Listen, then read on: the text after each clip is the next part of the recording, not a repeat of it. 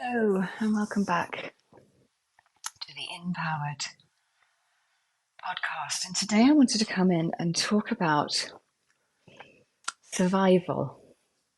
Now, not necessarily physical survival, although a part of us does feel like it's our physical survival, but this is actually survival responses and our survival as adults, and how so many of us are living our adult lives still from a place of survival.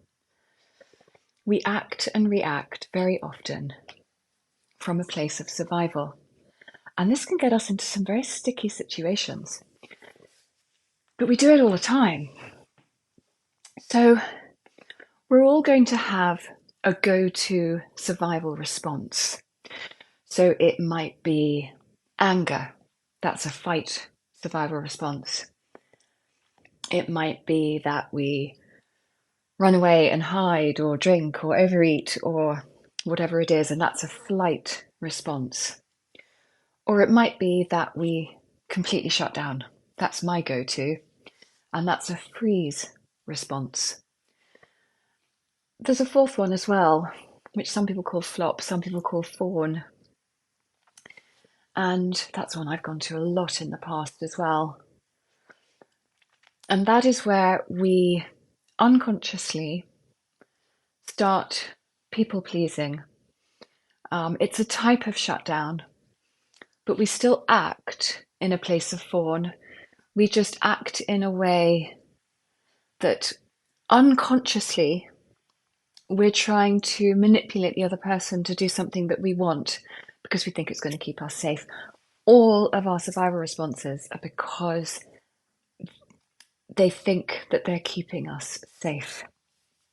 So, for example, if we have an interaction with someone and they suddenly let rip and they go into a rage, they are in a survival response. Now, to have a healthy argument is completely different. To have a healthy argument comes from a place of adult and emotional maturity. But when we start raging, or when someone starts raging at us, we have gone into survival. Similarly, if someone starts raging at us and we go into our preferred trauma response, whether it's freeze, whether it's fawn, we are in a survival response. So, what can we do about it? Now, I can talk a lot with my own experience here, having done so much inner work, so much trauma work, so much. And I think when I started this journey, I know I was pretty much in freeze and fawn or flop most of the time. So any adult interaction that I have, and I say adult in terms of I was over the age of 18 or 21.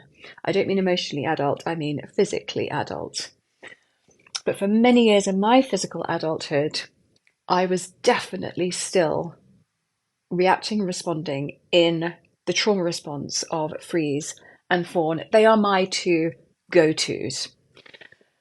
So why does this happen and what can we do about it? When we're little, we have trillions of moments that we have to process around what's going on in the world around us and about who we are in the world around us and how we fit in. And a lot of what's going on when we're little is far from optimal because we are human beings. This is not about anyone being right or wrong. This isn't about anyone being good or bad. This is about the fact that we are human beings having a very human experience. And life is not perfect, nor is it supposed to be. Because if life was perfect, in inverted commas, we would not learn to grow and evolve. But what it means when we're little is that, we're incredibly sensitive when we're little. We have a very underdeveloped emotional capacity. Our emotional regulation is much harder. Our interpretation of our emotions is much more difficult. And our interpretation of the world around us, our prefrontal cortex, our reasoning side of our brain, is also very underdeveloped. That really only starts developing around the age of 3. There's a growth spurt around the age of 3. Around the age of 7, 8, 9, it begins to settle. But it doesn't completely finish maturing until our early 20s. So we have a whole host of time during those formative years where our emotional system is very underdeveloped. Of course, we're little. And our prefrontal cortex, our reasoning, rational brain, is also very underdeveloped. So we are massively at the mercy of the adults around us. Now, that could be our parents. They're probably going to impact us the most because they're like God, aren't they, when we're little? But that also includes our teachers, extended family members. And however they are behaving or perceiving us or perceiving the world or how they are getting on in the world is very much going to impact us as children and on how we see ourselves, how we interpret the world around us, and how we manage to process all those trillions of moments that are occurring in our world as children. So, for example, if we are very little and our parents are emotionally quite unavailable, and this is true for many, many, many of us. I mean, I'm 48 now, so my parents' generation, for example, were much less emotionally available than a lot of people are now, because a lot of this stuff wasn't known for a start. And the world was a very different place.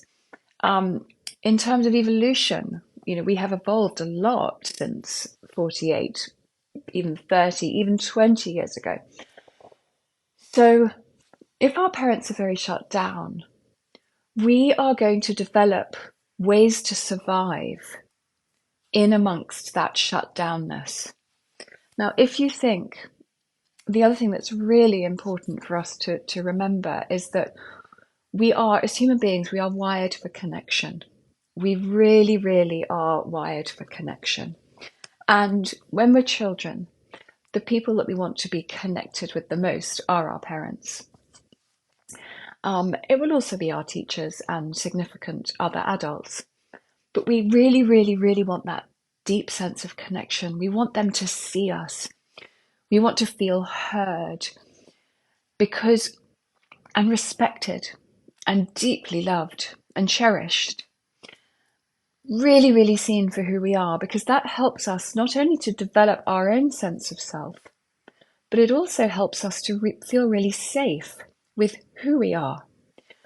So if we are not receiving this, which most of us did not, for the most part, we might have got some good glimmers of it for sure, then what we do as children, for the most part, is we develop survival responses that allow us to exist in a very imperfect world, surrounded by very, very imperfect people, because we're all humans in a complicated world.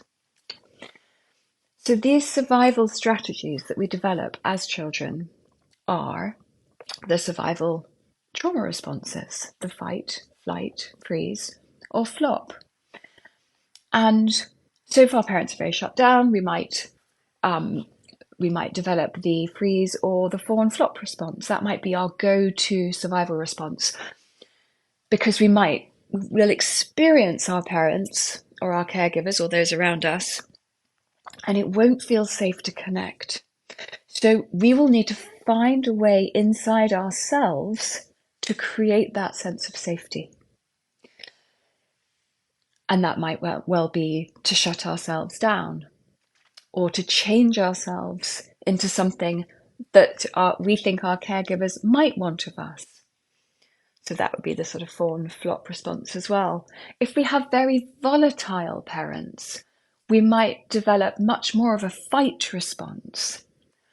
These are not finite definitions, by the way. I'm just giving you an idea of how When we're little, we really do develop a lot of survival responses, completely unconsciously, literally because we believe that our life depends on it. Now, this is really, really clever feat of human nature, actually, because if we are living in adverse conditions, and when I say adverse conditions, I don't necessarily mean the most hideous conditions on the planet. This isn't just for all those abandoned children in Gaza right now, for example. Of course, that is utterly adverse.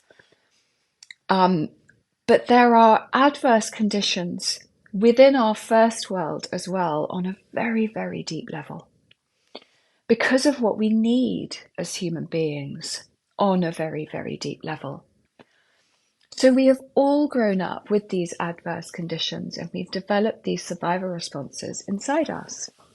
Now, we might get to the stage at some point in our adult life where, in order to sustain these survival responses, we've had to do something very harmful to ourselves. For example, excess drinking, drug taking, really bad eating disorders. We might have appalling anxiety as a result. There might be something very obvious that needs attention or that really does stop working after a while. And in some respects, even though it's hideous to go through any of that, it could be argued that there is a little bit of fortune in that, in that sort of thing happening to us, because that forces us into action to have a look at what might be going on under the surface. And then we really do have an opportunity to start the healing process and we can really see what's going on. But it's not just people who have obvious external displays of stuff going on under the surface at all. This is something that happens for everyone on some level. So if we don't look at what's going on under the surface and we don't look at those childhood experiences and we don't have an opportunity to really start examining what is going on for me, why am I reacting and responding like this? Why do I reach for food? Why do I reach for alcohol, drugs? Why do I overwork? Whatever it is, if we don't look at that stuff, we're going to continue operating from that survival response in our adult lives, in our physically adult lives. So you might have noticed you might be having an argument with a friend and it might get really, really heated. And you might notice to yourself, actually, I want to rage, or you might notice yourself shut down, or you might notice yourself really stepping outside of your usual boundaries in order to try and make things better with your friend. You might find yourself raging back. All of these are survival responses. We are coming from a place of survival. That child part in us that needed to survive when it was little is being triggered in that moment. And that is what's coming out of our system at the time. So, what can we do about it? So the first thing that I always recommend to people is doing some deep trauma work. If you feel that you're in a survival response, and you can tell by your interactions with other people, whether it's your families, your friends, your lovers, your children, it doesn't matter who it is. You can notice when you are in relationship with any other being. Generally, it happens to people who we are closer with or who have more of an impact on our lives. So that might be work related, family related. We really notice how we are feeling in difficult interactions. That is a massive clue as to whether there's something going on underneath or not. So the first thing I always say is go and do some deep trauma work because it is so incredibly helpful. What it does is it helps us identify, first of all, we identify that we are in a survival response. So for example, so-and-so started screaming at me and it felt really abusive, and I just felt my insides just go into deep terror. Now, we might be 48 years old, but we're still going into deep, deep terror because somebody is screaming at us. We might notice that somebody is screaming at us and we go into rage. And we think, oh, that's a big reaction. That is a survival response. So what's happening in that moment is that the child part of us, the child part that needed so desperately to be in a survival response, literally in order to survive when they were little, is being triggered in that moment and is coming out to play, if you like. So step one is going to do some trauma work. If you don't feel that you need the deep trauma work, another thing, although I highly recommend it because it's so much quicker and so much more effective, then another thing you can do is see if it helps just by taking this information and noticing to yourself, wow, I go into freeze, this is for an example, when someone screams at me. When someone oversteps my boundaries or does something that I don't really like, I'm the one who always tries to go and make peace and make it up, and it feels a little bit, if I really look closely, it feels a little bit icky. When we can start to notice that about ourselves and really notice, that's a child part of me, then what we're doing is we're bringing conscious awareness to a part of us that is still locked in distress from a long time ago. Now, it might be enough for us just to bring conscious awareness onto that part. And we can say to that part of us, hey, I see you. Wow, I see you. You're terrified. You're young. I see you. I've got you. I see you. I've got you. The adult part of me, I've got you. And the more we bring conscious awareness to those parts of us that still get activated into a survival mode, the more we can actually step out of that part. Because once we shine a light on what is happening, okay, so this isn't the truth of what is happening in this situation. This is me being activated into a survival response that I needed to have when I was very little and that hasn't completely healed yet. When we realize that that is what is occurring, then it is much less challenging for us to really be with that part of us that is experiencing that level of distress, but from a much more adult perspective.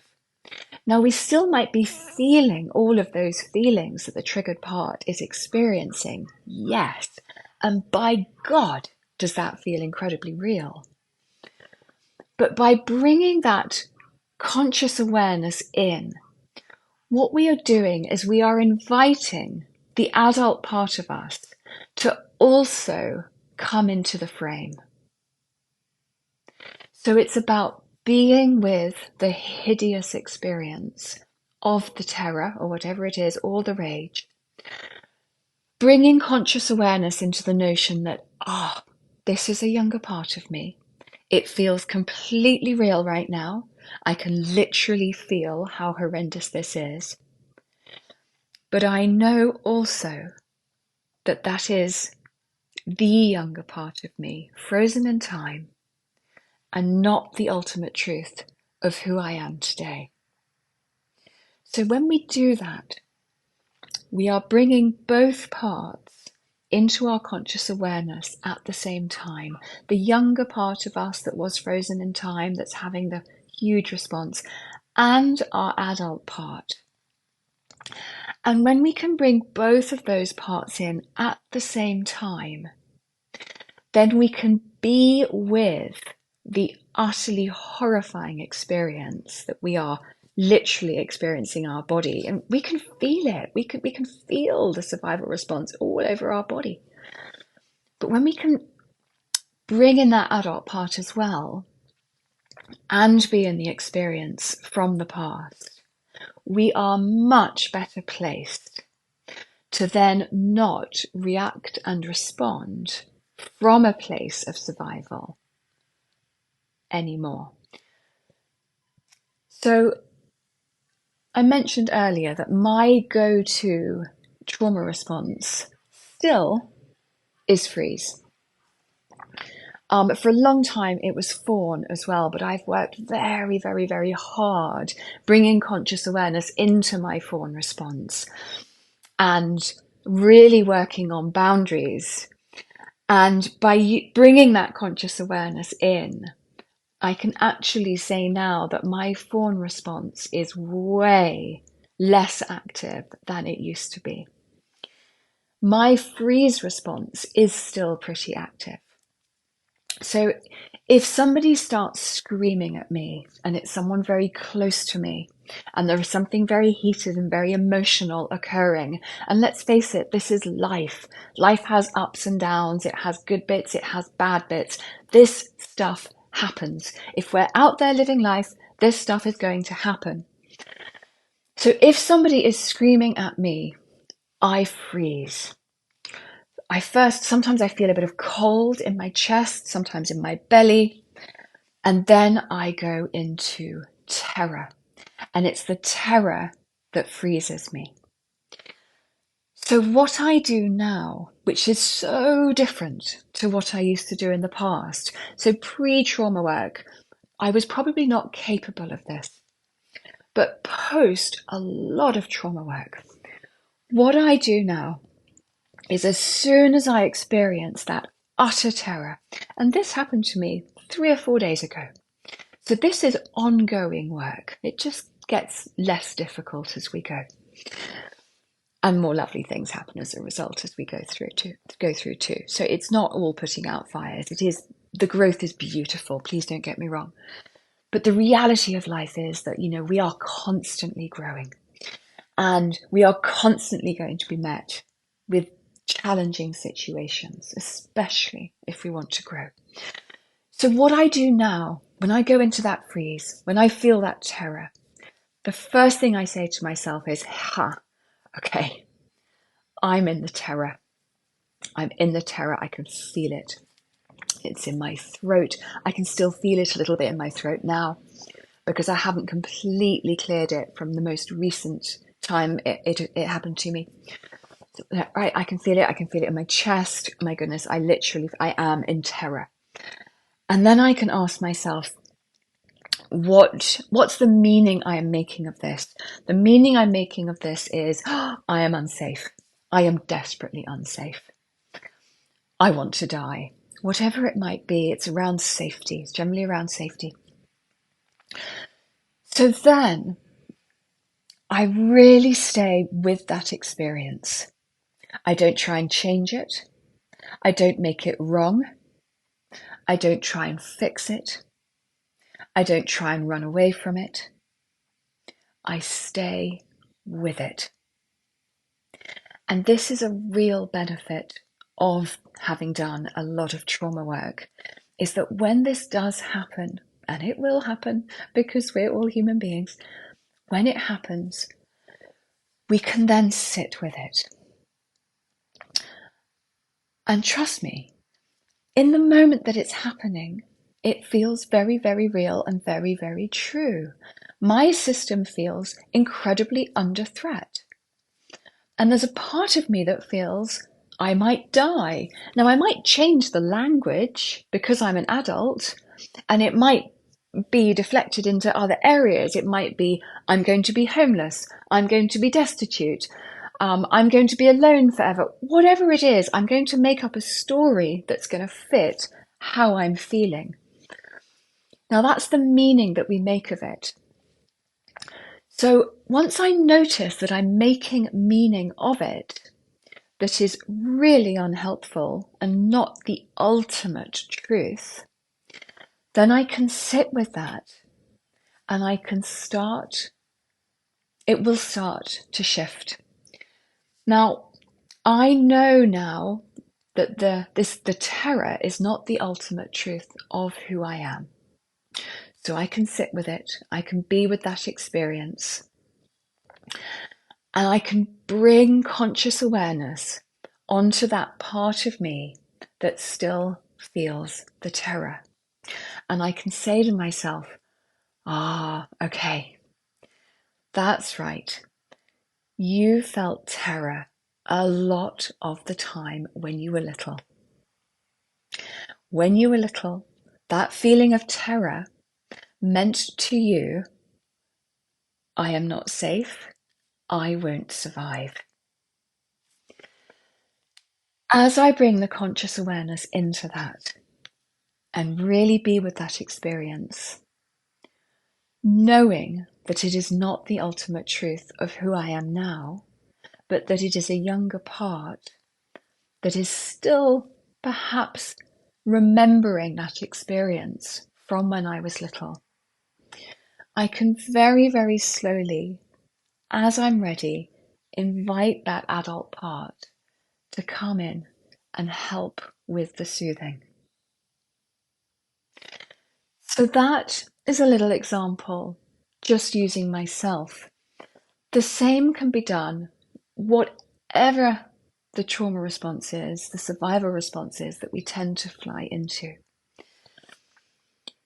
If we can bring that conscious awareness into our system, into that part, whilst really being with the experience that we're going through, then our system can begin to settle. Now, another reason why this work is so important is that when we are triggered into a trauma response, into a survival response, our prefrontal cortex very often gets shut down, it goes offline. And this is Mother Nature's way of ensuring that we get to safety.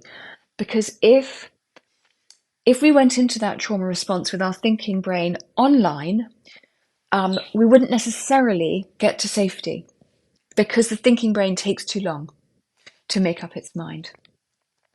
So when we're in a survival response, we've lost that part of our brain that's able to think clearly. And that's one of the reasons why we really buy into the old story. I'm unsafe. I'm unlovable. I'm going to be destitute. I'm going to be alone forever. Whatever the story is that we are saying in our heads, one of the reasons we buy into it as the truth when we're triggered is because our prefrontal cortex, our rational brain, has gone offline. It's been shut down.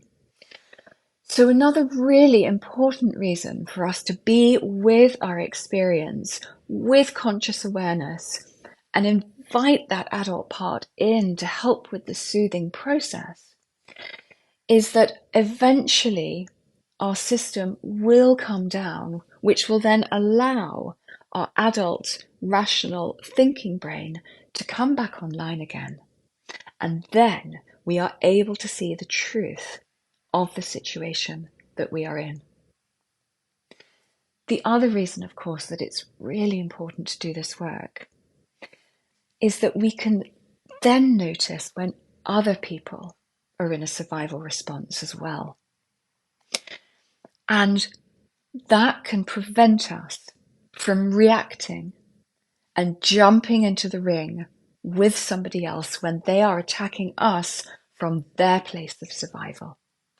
Because if we can spot that they are also coming from a place of survival, then we know that there's no point jumping in the ring because we're basically going to be 2, 3, 4, 5, 8, 10, 14-year-olds having a discussion or a debate or an argument or a rage, whatever it is, about the current situation, which, as we can logically tell, is not going to provide an adult resolution. We cannot possibly find an adult resolution when we have two younger parts involved in an argument. So we do the work to shine a light, to bring conscious awareness onto the part of us that is suffering. And my God, do we bring in the love and compassion for that younger part of us because it was doing the only thing it knew how to do. But what we can also do is recognize that the other person is also in a survival response. Therefore, we can also find some love and compassion for that person as well. Now, remember, even though we might be able to see the other person with love and compassion, we still need boundaries as a grown-up. And we can still have boundaries as to what behavior we will tolerate and what behavior we will not tolerate. So just because we can see that somebody else is in a survival response, that does not mean we need to tolerate their angst coming at us, for example. In the same way that somebody else doesn't deserve our survival reaction, our vitriol going at them either. So lots of love and compassion on those younger parts that were in survival for a bloody good reason at the time when they were little. Not just for ourselves, but also for the other. But also maintaining the boundaries that we need, working out what behaviours we do accept and we don't. And this is all just part of navigating our way through the adult situations, bringing a ton of conscious awareness onto human behaviour from a trauma-informed, through the trauma-informed lens, because it just does help us come back to ourselves an awful lot quicker, and hopefully also helps us to move forwards in challenging situations an awful lot quicker and more comfortably, and enabling us to grow at the same time. So I hope this was useful. It's one that's really, really dear to my heart, this idea that we really are, as adults, predominantly unconsciously operating from a place of survival, because that's all we were literally able to do when we were little. But the more we shine a light on it, the more we bring conscious awareness to it, the more we do the healing on it, the more we stop hurting ourselves, the more we stop hurting others, the more we stop allowing others to hurt us, the more we grow, the more we move through the inevitable challenges of life. And frankly, it just makes everything a lot less challenging. I hope you have got something from this, and I look forward to seeing you soon.